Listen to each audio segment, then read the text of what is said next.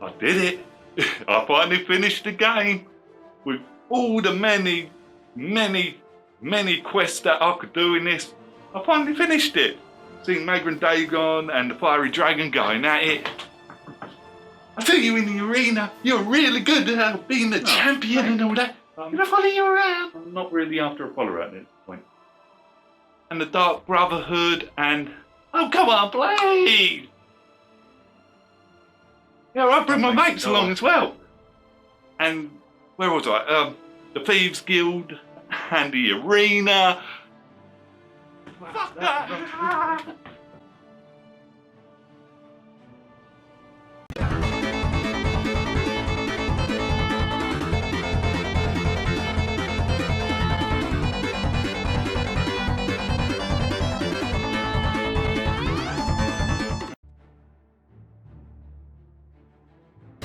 Wow, I've got to say that this was the first time now I've ever played Oblivion, and all the things that I've heard about this game, like some of the quest lining, naming the Dark Brotherhood quest line, it definitely lives up to it, and that one was easily my favourite one that I came across, and I just can't believe how long it took me to play this game. Elder Scrolls 4 Oblivion is an adventure open world RPG in heart, what was made by Bethesda way back in 2006. I thought the intro to this game is brilliant, telling me what was going on, and with that soundtrack, it got my attention right away. Very rarely I find games intros get my attention as this did. It's going to be one of those things that every time someone says something about Oblivion, my mind's going to go straight to this intro.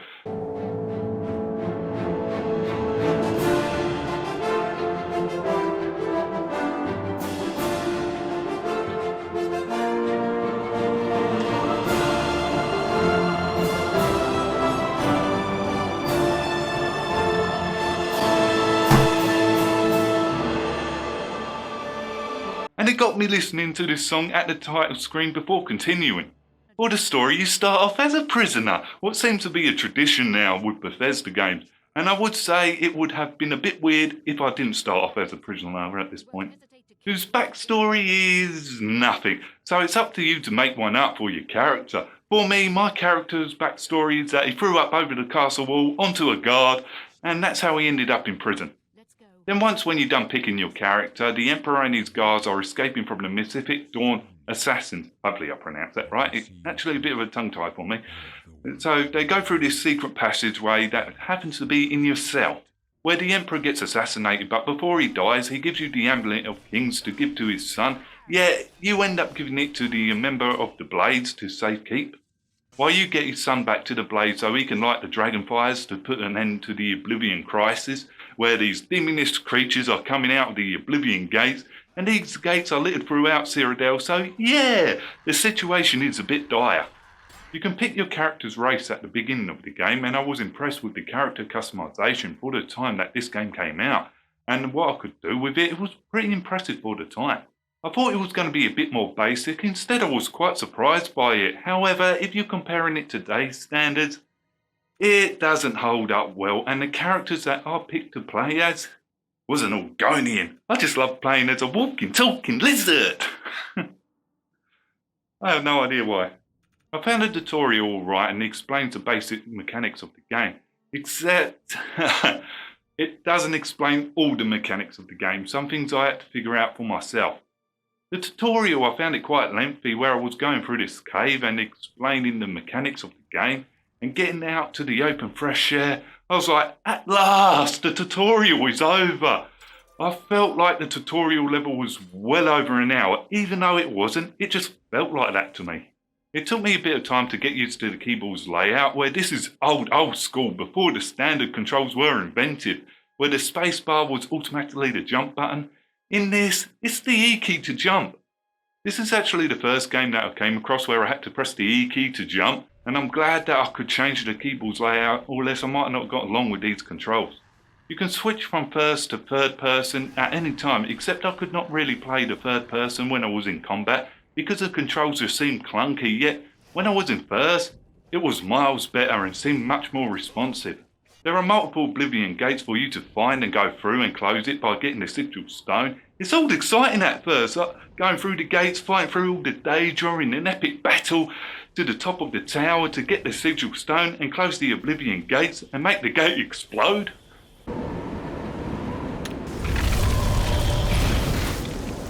However, I found as I closed more and more of these Oblivion gates, they were getting more and more harder to close. Not because of the difficulty, it was becoming more harder to navigate through them. And some of them did take me some time to figure out my way to the sigil stone, where it seemed like a puzzle maze at some point, what I had to solve.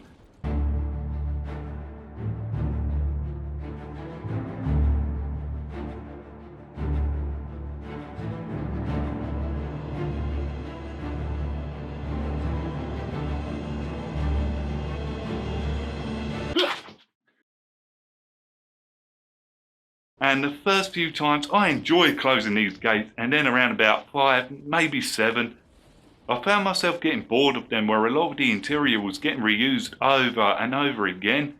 It's probably down to the limitations at the time, so some of it I could let slide, but it just doesn't change how I felt about it. There is weapon and armour degradation, and I found myself regularly visiting the weapon shop for repairs. I did not mind this, where it had me looking through the inventory on a regular basis to see what better items I had, and it made the game a bit more challenging that I welcomed. I found out throughout my playthrough that I couldn't damage elementals or ghosts with the traditional weapons. It had no effect on them. You need to use magic on them to defeat them, or an enchanted weapon. What I adored, because it made sense to me that the standard weapons would not have no effect on them. And I really like this mechanic, because it's like, these enemies I have to treat different from these a lot of enemies over here. So yeah, this kept me on my toes a bit and kept me a bit more interested in the combat.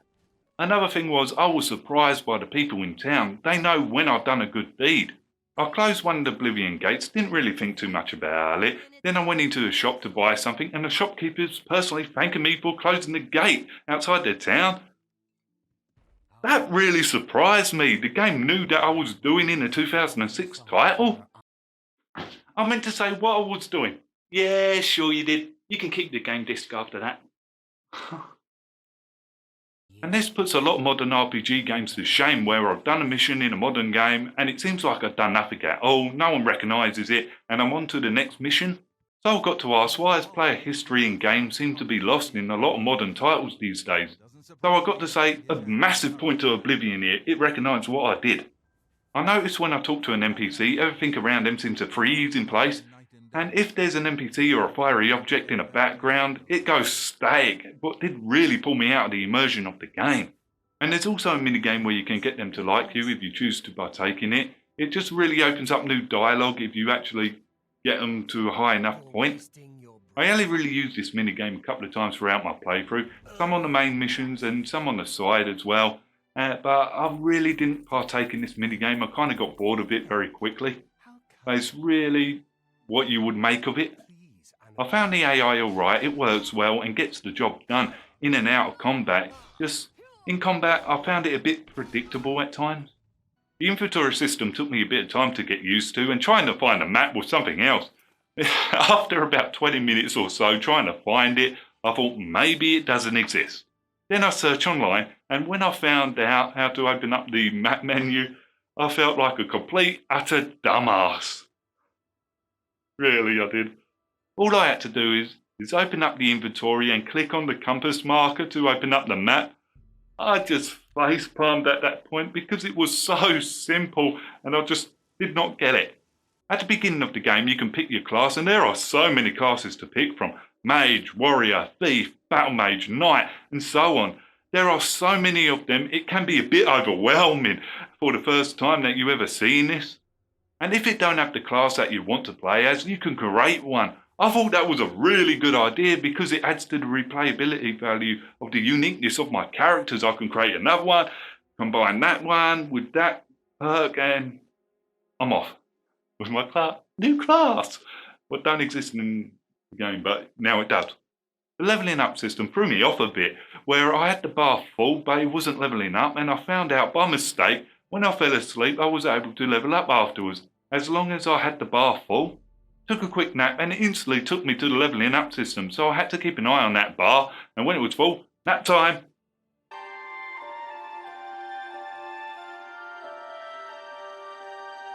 another 8 hours. That's why this took so long to make. And you do get attribute points for putting your leveling up skill, and the game does tell you what you've been working on and what has improved, and it suggests where you should put these points, although that is entirely up to you where you want these points.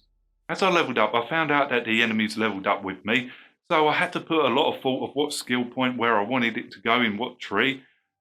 But saying that, as I went through the game, I did not really feel like I was getting stronger from when I first started off. There are choices for you to make throughout the game, and I appreciated that there was no hand-holding on my decisions whatsoever. It's all about how I will go about it. And there is no highlight saying, this is a good decision, this is a bad decision, this is the evil one, this is the golden child. I really don't like that in RPGs. So I really appreciated this, that there's no hand-holding telling me what's what. For the main quests, I thought they were alright, and I loved the way how it gets the Oblivion crisis across. I felt like it was a bit of a slow start to get going at first. But once when it did get going, I was glued to it, and the battle for Bruma was epic. And seeing the forces that are gathered in the other cities to fight alongside me, and it hit that sense of rush to close the gate before the timer ran out, I really liked that. It did really mount up the pressure there. And the battle at the end when I saw Madron's Dagon, hopefully I pronounced that right, and the fiery dragon was just legendary, and the way to end the main quest of the game, it was just perfect. As for the other quests, it's no secret that the Dark Brotherhood Guild is my favourite one that I came across. It was so well written in my eyes, the betrayal, the manipulation, and that's not talking about taking out your targets as well. And my favourite one's got to be when I was in this house with other people who are searching for this gold chest, what's not actually there, and someone had hired the Dark Brotherhood to go in and, well, do what they do best, which happens to be my character. To go in this house, what locks behind you, and to get the bonus on the contract, I had to kill them off one by one to keep them guessing who the killer is. I ravelled in that this game gave me the option to play as an evil git assassin. Yeah. It suited my playthrough pretty well. The only thing that I did not like about the Dark Brotherhood mission is the contract dead drops from Lucy and LeChance. That just seemed to drag, where it seemed very similar to miscellaneous quest. Go there, kill that person, go to the next dead drop, rinse and repeat. And I think that I had to do this 6 times or so before the story progressed. It's just this little bit that I did not like. It's just, yeah, throw this little bit out, and it would have been a brilliant questline from start to finish for me. However, when I completed the main Dark Brotherhood questline, I felt like I was in charge as the listener. Go to the statue, hear the Night Mother, go back to the Brotherhood Sanctuary and give the contracts to your second in command, and get a weekly wage out of it, and the other members now know that I'm in charge now, and I do feel like the boss of the Dark Brotherhood. There are other guilds for you to join and so many other quests. I think that it would take me forever to get through on this vid, and I would like to know, what is your favourite guild or quest? Is it the Thieves Guild? Is it the Mage Guild? Or is it a quest that I didn't come across? I would have thought it would have been the Thieves Guild with the mask. That mask is brilliant. I wanted to make one of them. You can fast travel to any major city at the start of the game, yet that only goes for the cities. As for the other areas like shrines or Oblivion gates, you have to find them at first to fast travel to them later. I appreciated the map, although the downside to it is that I could not zoom out when I was looking for a marker where that mission said to go. I had to point my character at the marker, then follow it across the map to find out where the marker was telling me to go. It would have been a lot better if I had the ability to zoom out of the map. Apart from that, I do actually dig the paper view of the map. It does look really old and ancient and a bit worn out, so yeah, the look of the map is really good. I felt like a lot of dungeons that I went through was a bit of deja vu. The first few times I liked them, and then after a while into the game I got a bit bored of them, where it seems like it was using the same thing as before. There just was not enough of a big difference between them that I found it. For the graphics, they haven't aged well at all, especially on the people that you meet. It looks well out of date, and yet this game still has a lot of good views. And for the time when I was on my quest, there was a lot of points where I had to stop and admire the surrounding areas by how awesome it looked. Take a photo now. So in all, it's a bit of a mixed bag. There's going to be graphics below average for the time and other bits well above average for the time. Mainly I noticed this on the surrounding areas. For the soundtrack, I think that this is one of the best soundtracks that I've ever heard in a long time. I could tell that so much care went into it, and it shows. And now I want the CD of it. From when I was travelling with that nice little soundtrack music going, to my next objective, to the title screen soundtrack. And this title screen music, I found it really good. For the voice acting, a lot of it is good. I enjoyed the different accents in this game. Some are like posh accents, while others were like more skittish accents, and others were entirely different. I felt like every person that I interact with had their own personality because of this. Yet, some of it does feel like they're following a script. I mainly noticed this with the guy who's in charge of the blade. It's like he's just reading it off something. Apart from that, I think that a lot of the voice acting is alright. However, a lot of the NPC voice acting in this game does repeat a lot across different characters that I met. It's like I went to this city, talked to this person in this shop, then I went across to the other side of the map and talked to any random NPC, and they might have the same voice acting as that shopkeeper. It's just something that to be aware of, but this is probably limitations of the time. Now I've got to mention there is bugs in this game, and some of them did make me laugh more than others, and thank fuck that I didn't get any of the game breaking ones. I just got more of the funny ones, like a fish on top of a bridge, like moving around constantly, and it's like, wow, I didn't know fish can fly in midair. But mind you, in the Elder Scrolls lore, you've got wows in the past what like kind of flies around, apparently. Don't know what that was about, but I'm interested in that now. For how long the game is, it's going to vary from person to person. If you do nothing but the main missions, I think maybe you're looking about 7 to 8 hours. Except if you're doing a lot of side content like the Dark Brotherhood or the Thieves Guild, I could see it lasting 60 hours or so. It all depends on what you're going to do on your playthrough, and that's on the core game alone. Now we get down to the expansions. The first one that I played is the Knights of the Nine. To start this DLC off, I had to speak to a prophet and learn about Umru's return, who was killed off long ago, and it's up to you this time round to stop this demon spirit thing. Well, that's what I think the story is about. I've really kind of got a bit mind swept with this one. After when I was done talking to this prophet, he gives me a map to these 9 shrines to journey to and pray at each one. The thing is, his map, well, it's really basic and not that good. And I've misread this a couple of times of where these shrines were. I found that some of the shrines were easy to find, while others can be a bit of a git to find and really challenging to locate where they are. And to top that off for me, I found 2 of the same shrines with the same name in different locations, so I thought it was a bit of a glitch going on here. To my surprise, it turns out there are multiple of the same shrine names out there to throw you off your game a bit and to make it a bit more harder, and to make you swear as I did.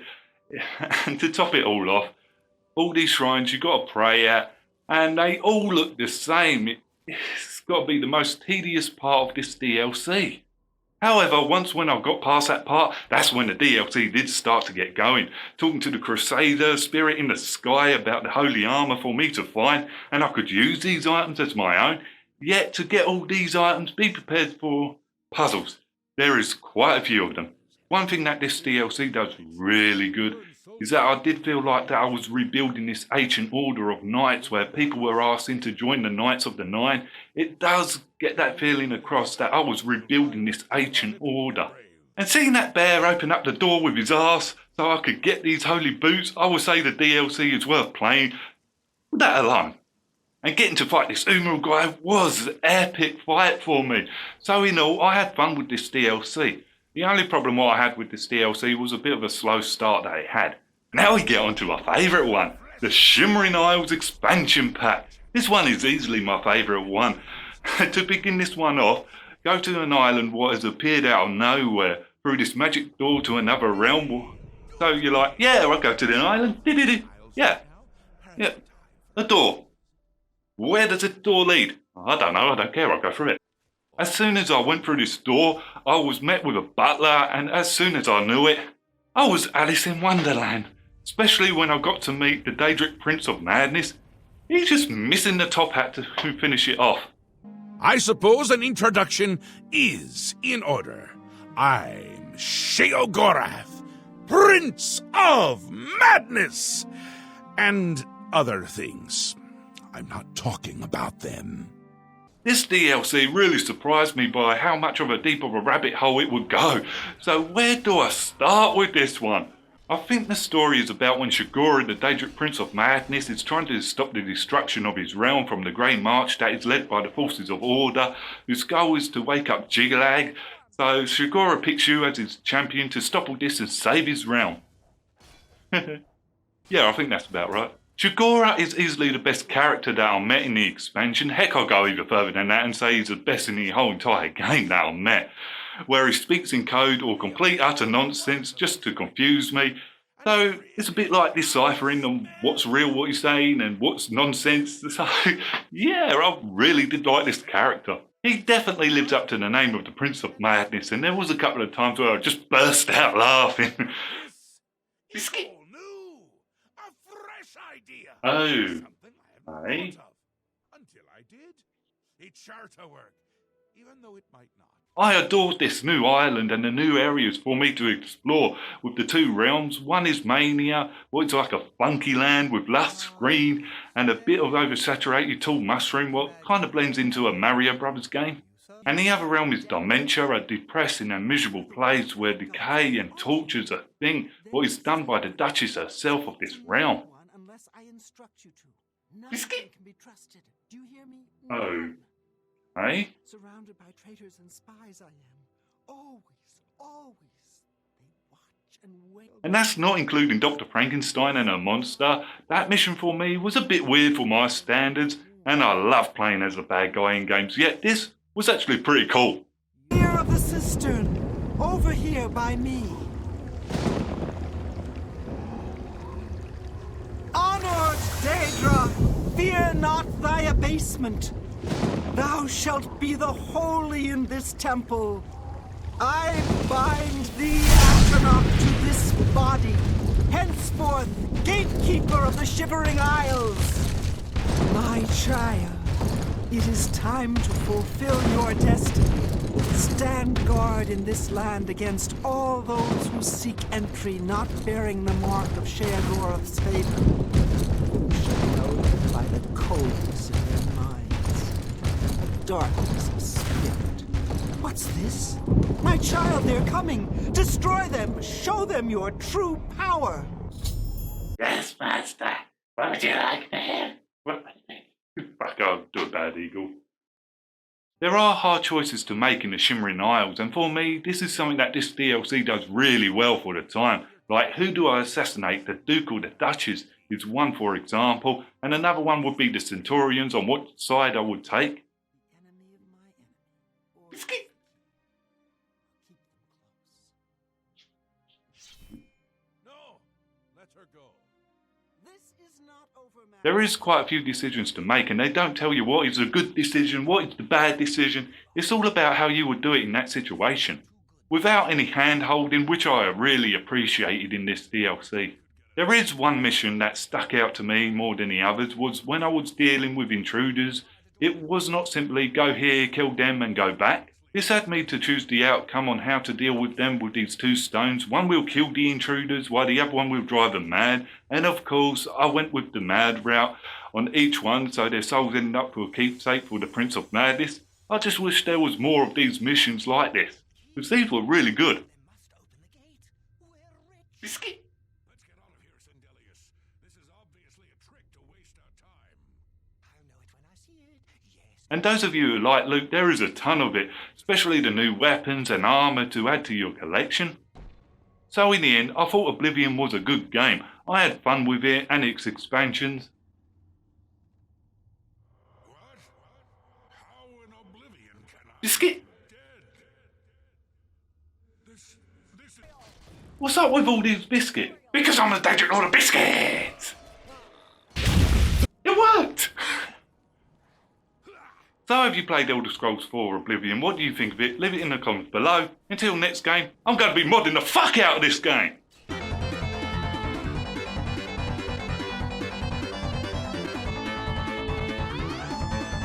I've got to say that I had 3 crashes to desktop throughout my playthrough, and it wasn't long before I ran into my first bug where this wheel wouldn't go away. I thought it was something that I pressed that first, and I was trying to figure out how to get rid of it, so I reloaded the save and it was still there. So that's when I realised that this is a bug. I had to close the game and reload it, and after that I did not have this trouble again throughout the game. It's just, why here?